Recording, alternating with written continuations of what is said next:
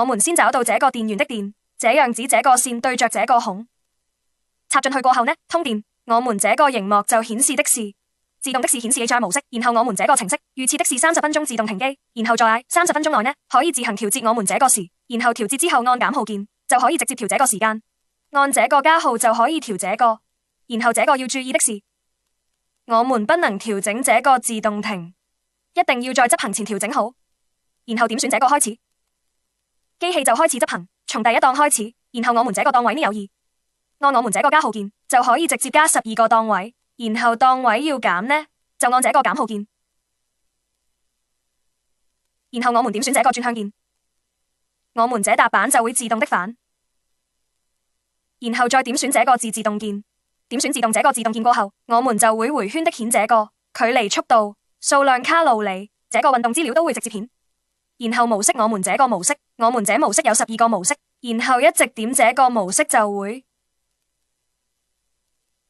然後這個自動模式，再點一下到 HR 手動，然後我們在制動模，我們在自動模式的情況，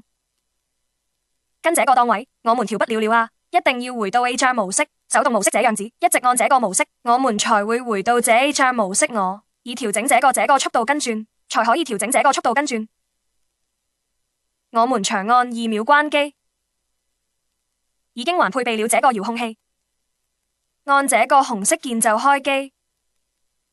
同樣也是進入的是 HR 模式，然後機器也是預設的30分自動停機，然後也是在30分鐘範圍可以自行調節。點選這個，按下這個鍵，它可以調時間，按上面這個鍵也就加時間。然後注意，也是不能調整自動停時間。好，點選這個開始。也是從一檔開始，從一開始，然後檔位我們按這個加檔，